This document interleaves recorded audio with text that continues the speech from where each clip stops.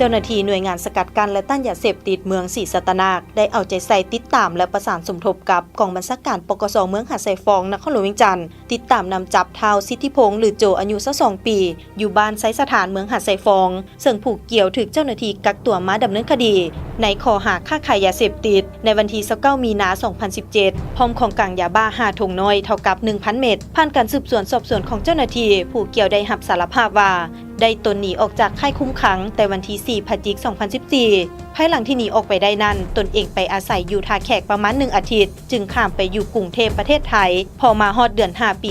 2015ได้กลับมาอยู่ลาวแต่บ่ได้อยู่เป็นปกติตกมาฮอดต้นปี 2016ก็ตัดสินใจกลับมาอยู่เฮือนนำเมียอยู่บ้านหนองไฮเมืองหาดทรายฟองหลังจากอาศัยอยู่นำเมียได้ระยะหนึ่งผู้เกี่ยวได้ออกไปลิ้นสังเวียนตีไก่เขตหลัก21เมืองไซธานีแล้วจึงได้ฮู้จักกับท้าวน้อยอายุประมาณ30 ปีบ่ฮู้บ่อยู่เมื่อฮู้จักกันทั้งสองก็ล้มกันเรื่องค้าขายยาบ้าท้าวน้อยได้เว้ากับผู้เกี่ยวว่ามีบ่อนขายยาบ้าบ่ถ้ามีเอาไปขายก่อนถ้าขายหมดแล้วจึงเอาเงินมาให้ตามหลังต่อมาวันที่27 มีนาคม 2017ผู้เกี่ยวได้โทรศัพท์หาท้าวน้อยว่าอยากได้ยาบ้าจำนวน1 ถุงเท่ากับ200 เม็ดแต่ขอติดหนี้ถ้าขายหมดแล้วสิเอาเงินมาให้ภายหลังตกลงกันได้ท้าวน้อยบอกให้ไปเอายาบ้านำอยู่เส้นทาง13 ใต้แถวหลัก24บ่ฮู้ว่าอยู่บ้านใดหลังจากได้ยามาแล้วผู้เกี่ยวได้นัดลูกค้าให้มาเอายาอยู่แคมป์ทางแถวบ้านเมียของตนพอขายหมดแล้วในวันที่29 มีนาคม 2017ผู้เกี่ยวได้โทรสั่งซื้อยานำท้าวน้อยจำนวน5 ถุงเท่ากับ1,000 เม็ดแล้วท้าวน้อยก็ได้เอายาไปส่งให้ผู้เกี่ยวอยู่บ่อนเก่า